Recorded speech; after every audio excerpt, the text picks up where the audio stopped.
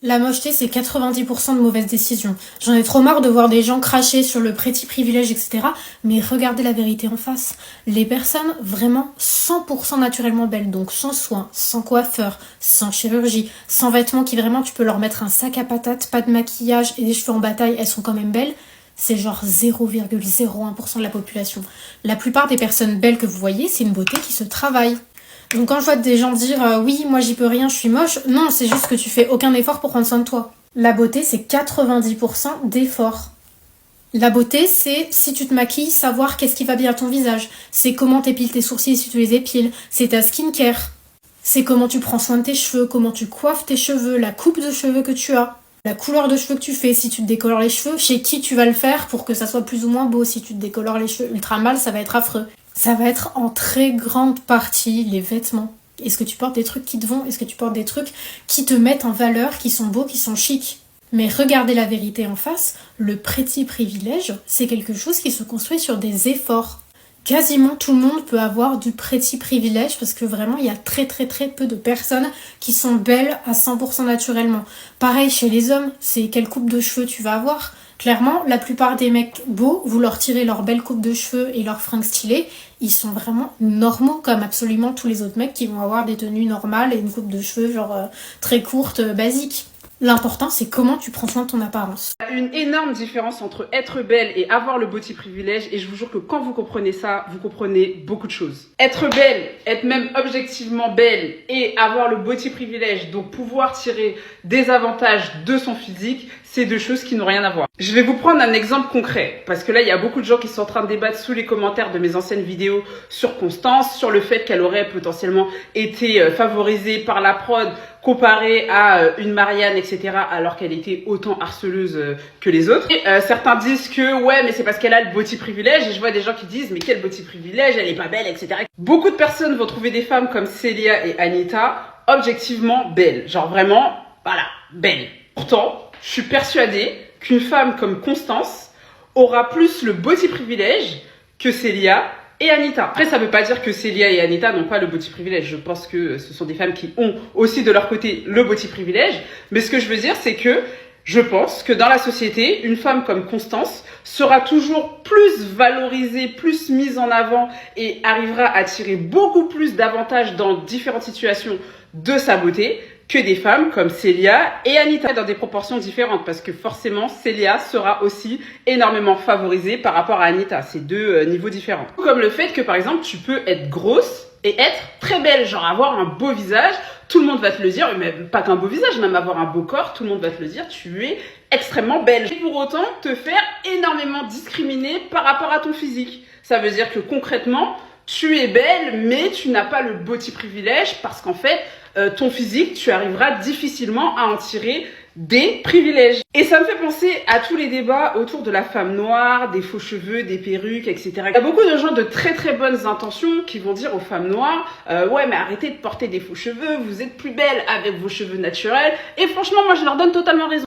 Moi par exemple, je suis persuadée d'être beaucoup plus belle avec mes cheveux naturels. Genre vraiment, je trouve que je suis plus belle avec mes cheveux naturels. Mais par contre, j'ai plus le petit privilège avec des faux cheveux. Et je suis persuadée qu'on est beaucoup de femmes noires dans ce cas-là. Plus belle avec nos cheveux naturels, genre vraiment, mais on va pouvoir tirer plus d'avantages de notre physique quand on aura des cheveux voilà, qui sont pas sous afro et qui correspondent un petit peu plus aux standards de la société. Je prends un exemple, si demain j'ai un entretien, je vous le dis, à 400%, j'ai 10 fois plus de chances d'obtenir cet entretien si je me pointe avec des faux cheveux que si je sors mon afro. Mais il n'y a pas photo. De la même manière, je peux plus facilement accéder à certains milieux, à certains endroits quand je porte des faux cheveux, que ce soit les endroits, on va dire, un peu sélects de Paris. Enfin, je suis plus passe-partout, en gros. Voilà, c'est bien beau de dire aux femmes noires de porter leurs cheveux naturels, d'arrêter de porter des faux cheveux, etc., etc.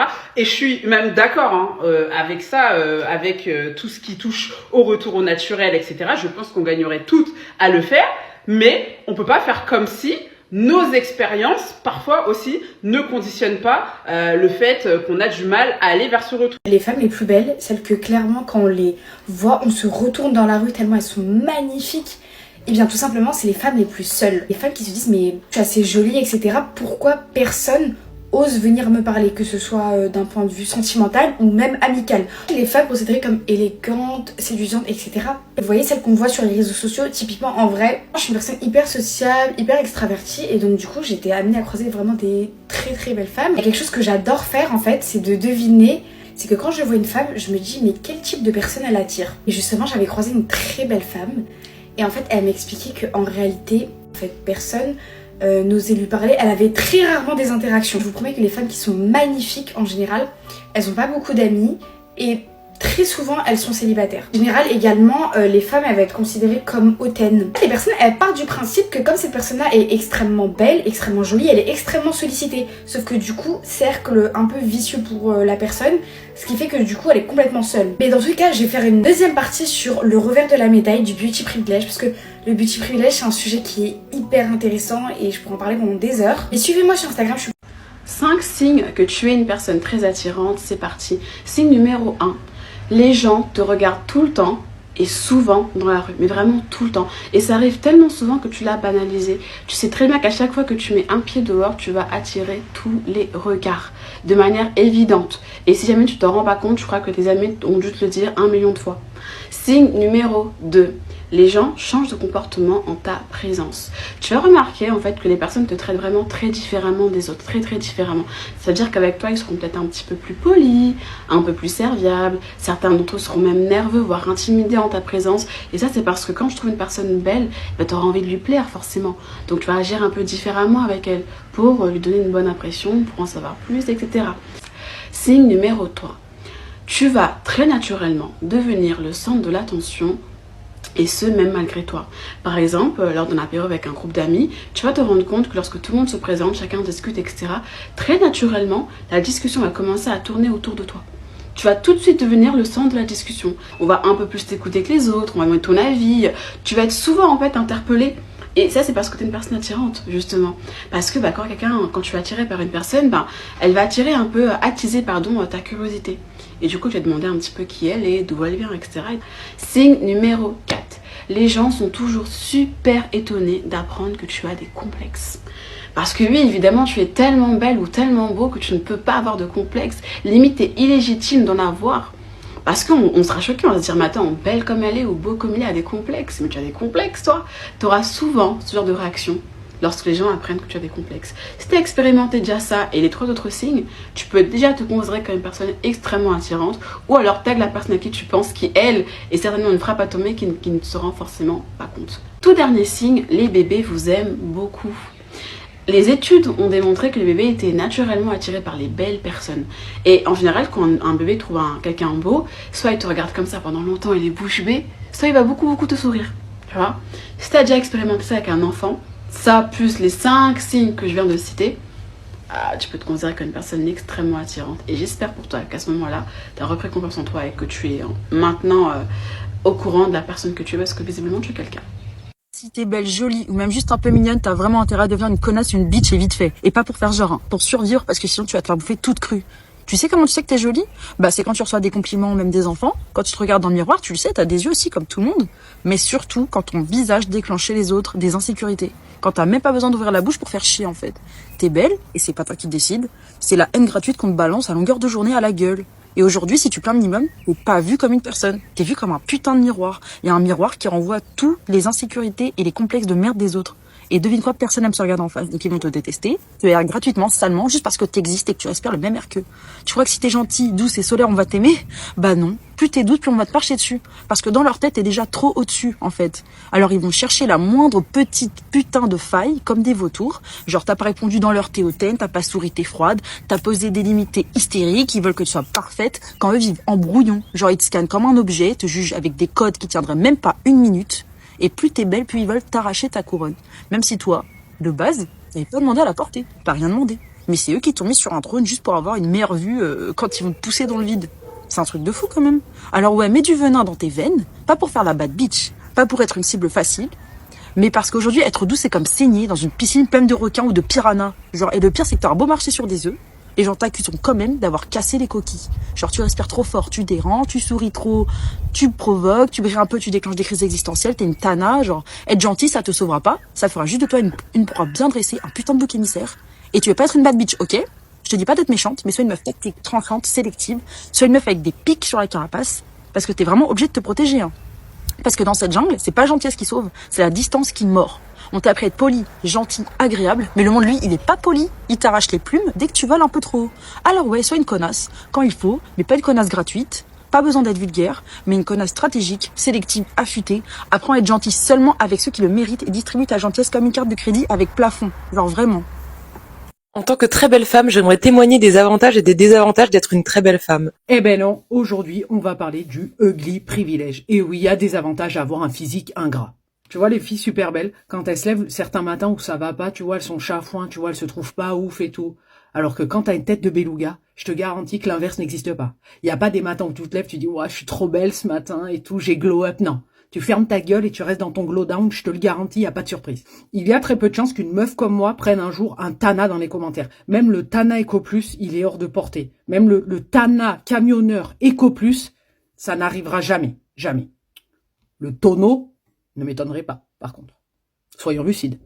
Je pense avoir 10 fois plus de chances de me faire taper par un tramway que de me faire siffler dans la rue. Enfin, ça serait tellement surprenant. Moi, je pense qu'il y a un mec qui vient me voir, il me dit un 06, je lui dis Alpes-Maritimes, tu vois, tellement je serais moi-même choqué, tu vois. Puis moi, tu vois, je donne de l'espoir aux gens, tu vois. Si un physique comme le mien a réussi à trouver quelqu'un qui me correspond à 100%, ça veut dire que tout le monde peut y arriver, tu vois. Moi, je donne de l'espoir. Ça, c'est génial. Tu sais que t'es belle si. Tu sais que t'es belle si des enfants dans la rue ou même des enfants en général, ils t'ont déjà arrêté pour te dire que t'étais belle. Parce que les enfants de bas âge, eux, ils mâchent pas leurs mots. Si t'es moche, ils disent que t'es moche. Si t'es belle, ils disent que t'es belle. Donc si on te dit que t'es belle, c'est que t'es belle. Tu sais que t'es belle si tu sais qu'il y a des filles qui t'aiment pas, qui te jalousent alors qu'elles te connaissent même pas. Elles te connaissent pas mais elles t'aiment pas. Mais pourquoi elles t'aiment pas? Parce que t'es trop belle. Tu sais que t'es belle si on t'a déjà dit non mais désolé j'ai pas le cardio pour une meuf comme toi ou j'ai pas les épaules pour sortir avec une meuf comme toi parce que je sais que tu vas être courtisée. Il sait ce que t'es et il a peur qu'un autre veuille de toi. Du coup tu sais que t'es belle. Tu sais que t'es belle dès lors où tu rentres dans une pièce et tous les regards se braquent sur toi et les gens ils t'observent comme ça en mode tcha la meuf elle a de l'aura. T'as capté ou pas? C'est que t'es vraiment belle. Et pour finir, tu sais que t'es belle si t'es déjà allée en cours et une prof t'a dit « Non mais vous pensez que vous êtes à la Fashion Week ou quoi ici ?» Ben j'ai le droit d'être belle. Bref, si vous voulez une partie 2, vous me dites dans les commentaires. Je vous fais des bisous mes stars. Voici quelques signes qui montrent que tu as un beau petit privilège, même si tu ne te rends pas compte d'à quel point tu es quelqu'un d'attirant. Crois-le ou non, mais étant donné que tu vis toute ta vie avec toi-même, tu deviens complètement insensible aux privilèges liés à ton apparence, alors que tu as peut-être la même aura que Billie Eilish ou encore même Brad Pitt. Premier signe, t'as pas beaucoup d'amis. Genre, au collège, au lycée ou même au taf, il y a souvent des groupes de personnes qui peuvent pas te blairer et tu te demandes bah pourquoi? Parce que tu n'as absolument rien fait. Spoiler, c'est parce qu'être beau ou être belle, ça rend souvent les autres jaloux. Ils ne savent pas comment gérer ton aura, tu es quelqu'un de trop intimidant pour eux, donc ils se mettent à mal parler sur toi, sans aucune raison valable. Deuxième signe, les garçons ou les filles n'osent pas venir te parler. On pourrait croire que quand tu es beau ou belle, tu as une armée de prétendants, et ben non. Parce que la beauté, ça fait flipper. Les gens se disent directement que tu es hors catégorie, genre trop beau pour eux, ou ils se persuadent que t'es sûrement déjà en couple, donc ça sert à rien de tenter. Résultat, t'as beaucoup moins de DM, t'as beaucoup moins de compliments, personne n'ose vraiment venir te parler alors que tu crois que tu n'as rien alors qu'en fait c'est l'effet inverse. Si tu te reconnais là-dedans, surprise, t'es sûrement beaucoup plus attirant que ce que tu ne le crois. Si jamais vous voulez plus de tips, n'hésitez pas à vous abonner. On se trouve toutes super fraîches, super belles, jusqu'à ce qu'un mec hyper beau vienne nous parler. En fait, ça, c'est un sentiment trop bizarre. C'est-à-dire que t'es là, tu sais que t'es belle, tu sais que t'es machin et tout, mais dès qu'un mec trop beau, j'ai pas dit beau, j'ai dit trop beau, t'approche, tu remets toute ta vie en question. C'est quoi lui? C'est un mec de Paname, c'est un anglais.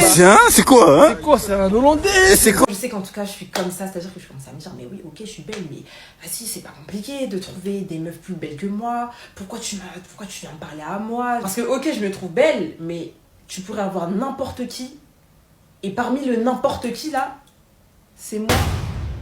On me la fait pas. On me la fait pas. C'est limite si je pars pas du principe que si tu viens vers moi alors que t'es trop beau, c'est que t'es rempli de mauvaises intentions. C'est que là, quelqu'un t'envoie, là, tu cherches quelque chose. C'est bizarre. C'est bizarre. Y a quelque chose qui... Y a anguille sous roche. Dans le bac anguille, t'es anguille sous roche. Limite pique en mode, ah, pourquoi moi? Mais Enfin, désolé, mais s'il te plaît. Moi, j'ai remarqué un truc sur les gens qui étaient beaux, les gens beaux physiquement. Parfois, on les regarde comme ça, on comprend même pas pourquoi ils sont beaux, mais on a juste envie de les regarder. Ils sont là, ils sont lumineux, ils sont solaires, ils dégagent quelque chose. Déjà, parfois, on les regarde comme ça au premier abord, on a l'impression qu'ils sont quelconques. Et en fait, plus on est attentif, plus on découvre des choses incroyables au niveau du visage. J'ai remarqué que ces gens-là, souvent, ils avaient un point en commun. Et c'est hyper intéressant. En fait, ils ne critiquent jamais le physique des autres. Mais jamais on ne les entendra critiquer un physique. Ils sont hyper dans la bienveillance vis-à-vis de ça, c'est-à-dire que quand ils regardent quelqu'un, ils le regardent avec beaucoup de tendresse, beaucoup de bienveillance en fait. Ils dénigrent pas la personne, ils ont pas de dégoût, ils trouvent pas des choses qui vont pas, etc. C'est exactement ça qui les rend beaux. Ces gens-là vibrent sur la beauté. Ils se sentent pas obligés de critiquer le physique des autres pour se sentir valorisés. Et j'en ai rencontré des gens qui se sentaient tout le temps obligés de critiquer le physique des autres. J'avais même des amis autour de moi qui étaient comme ça et en fait je comprenais pas parce que ça pouvait même m'arriver de rire mais je me sentais hyper mal à l'aise vis-à-vis de ça. Je comprenais pas. Aujourd'hui je comprends pourquoi. Parce que déjà ce que tu n'aimes pas chez l'autre c'est ce que tu n'aimes pas chez toi et qu'en fait on n'a pas besoin de dénigrer un physique pour se sentir plus valorisé ou plus beau. Donc si vous voulez être plus beau ou plus belle, ne critiquez juste pas le physique des autres. Je sais ça paraît un peu cliché mais faites l'exercice et vous verrez. On devient ce qu'on vibre. Si vous voulez être beau, commencez déjà par trouver tous les autres beaux.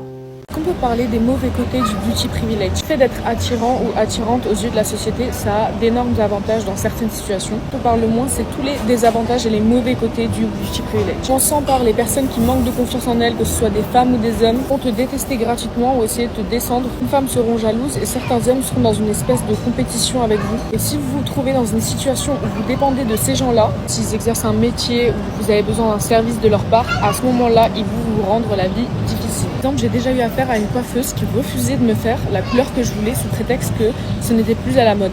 Elle voulait absolument me couper les cheveux en carré. Et un carré genre là. Une fois, j'ai carrément raté l'avion à cause d'une douanière qui voulait pas me laisser passer à ma porte d'embarquement pour absolument aucune raison valable. Moins aucune autre que le fait que c'était une frustrée. Autre aspect négatif du beauty privilège, c'est d'être vu comme un trophée. Les personnes vont vouloir être avec vous juste pour dire « regardez avec qui je suis ». En fait, vous allez être vu comme un challenge simplement. Accessoire ou un moyen de valoriser l'autre. Le premier gros désavantage du beauty privilège, c'est le fait de ne jamais être prise au sérieux. Le fait de devoir constamment prouver, spécialement quand tu es une femme et quand tu souhaites entreprendre par toi-même. Toujours cette étiquette de bimbo et c'est vraiment un combat épuisant au quotidien. Devoir prouver auprès de chaque personne que tu rencontres. Il n'y a pas de désavantage à être belle. Hein. Franchement, c'est relou. Ma tante m'avait dit cette phrase quand j'étais petite et j'ai mis du temps avant de la comprendre, c'était « ma pauvre, t'es belle ». Genre, tu vas souffrir. Et ça y est, j'ai capté. Parce que les gens, ils ont trop de préjugés sur toi, genre, quand t'es belle.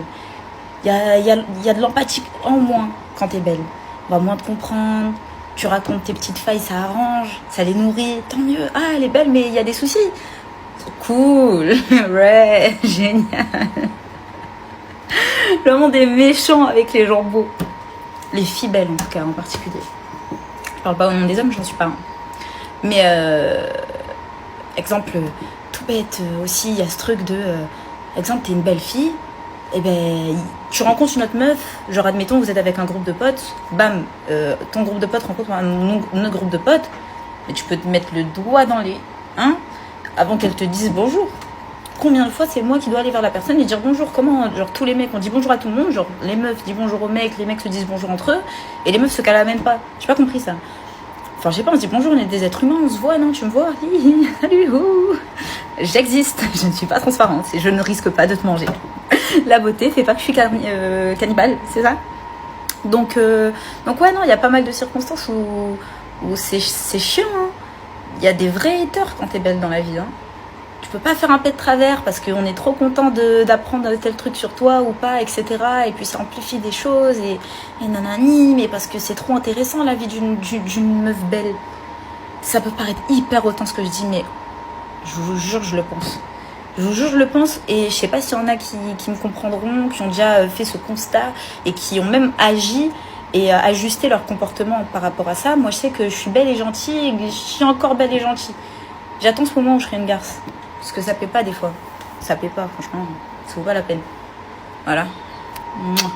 Moi, j'ai une question à poser. Quelle est votre signification de la beauté d'une femme ? Parce que je me pose la question. Quand on voit la société et tout, on voit que ouais, en général, faut qu'elle ait certaines formes à certains endroits, faut qu'elle ait la peau parfaite, faut qu'elle soit comme ci, faut qu'elle ait les cheveux de ce type, etc., etc. Mais selon vous, quelle est la définition de la beauté d'une femme? Parce que franchement, je m'y perds.